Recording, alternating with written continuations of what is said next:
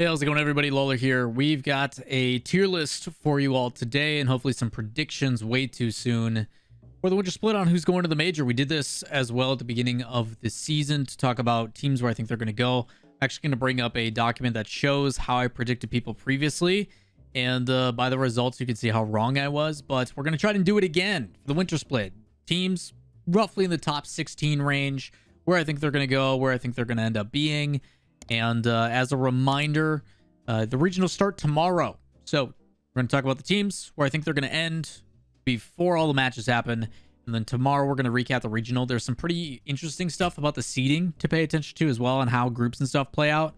And hopefully I can explain that a little bit if they haven't been made public yet.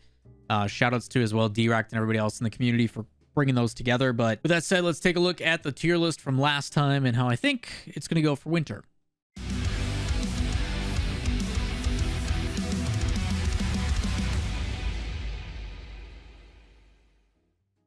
All right, everybody. So last time I did a tier list for fall before all the matches came out and how everybody played. This is how I predicted. Energy and Envy at top, FaZe, Space Station, Shopify Rebellion when they had Beast Mode, and G2.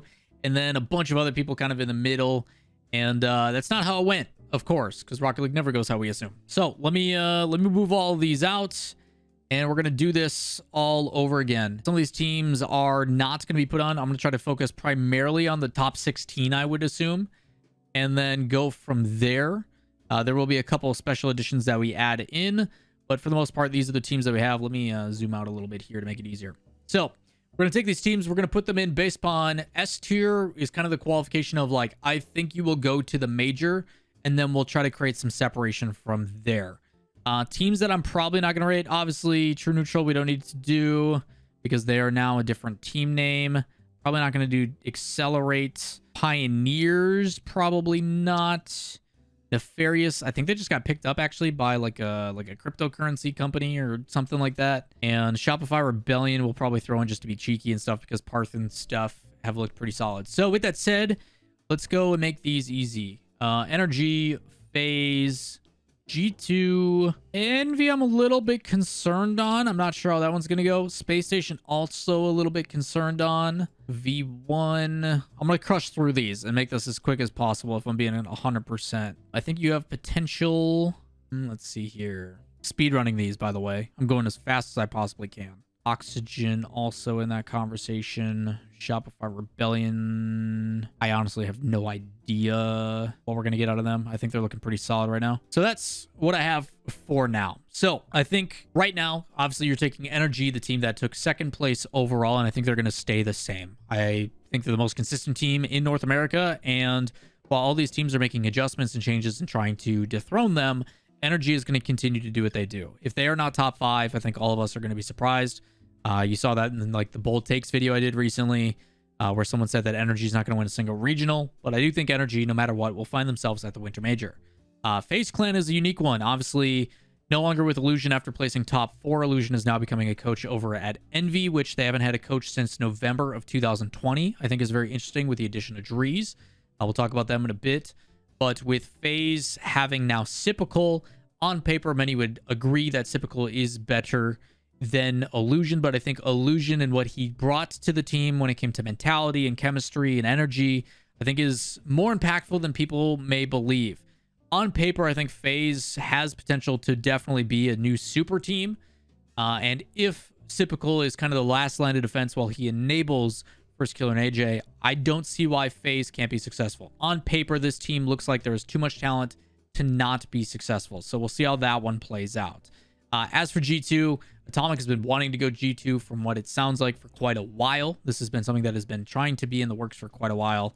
And I think it is only going to make this team better. While I do wish Drees was still on the roster because I thought he was a pretty solid fit, I'm excited to see what G2 ends up doing. I realistically cannot see this team outside of top 5. I think it'd be very surprising to see them there.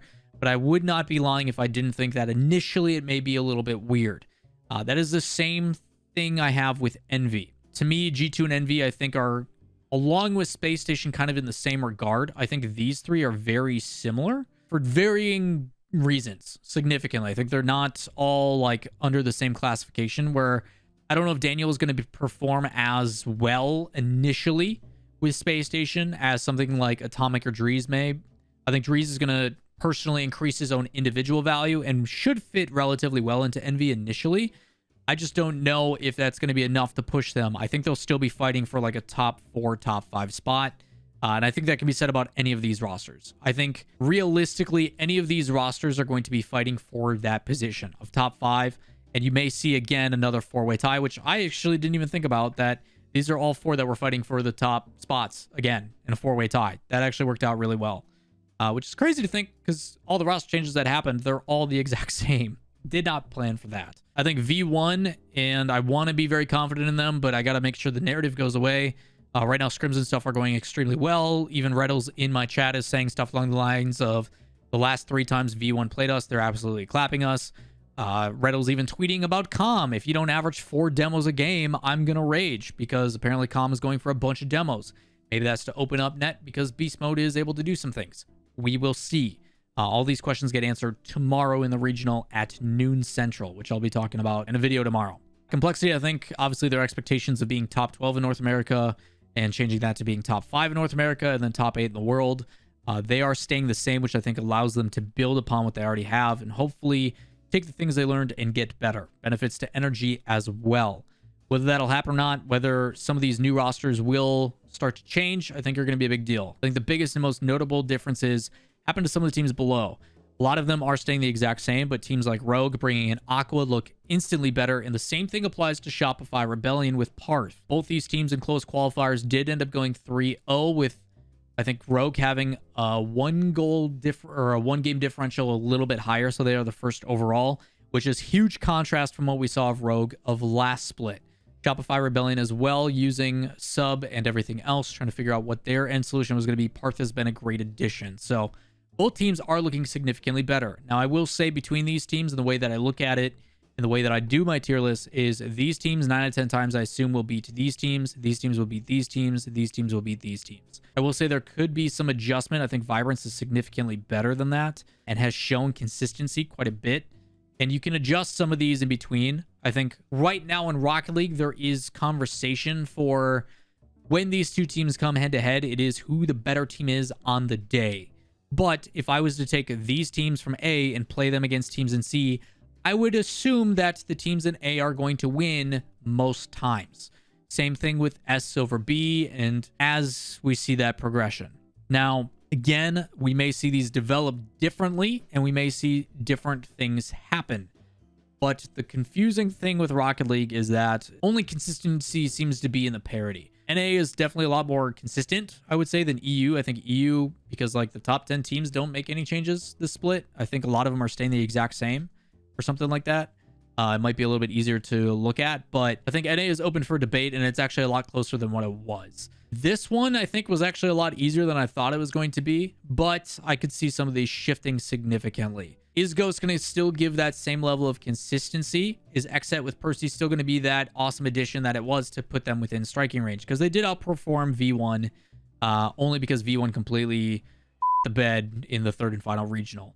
I think there is going to be very little shift, I will say, in this split. I think things for the most part will stay pretty similar, but some of the teams may adjust just a tiny bit. Like, I have huge expectations for Version 1 based upon what I've heard, but it needs to be shown on the field, which again, we won't find out till tomorrow.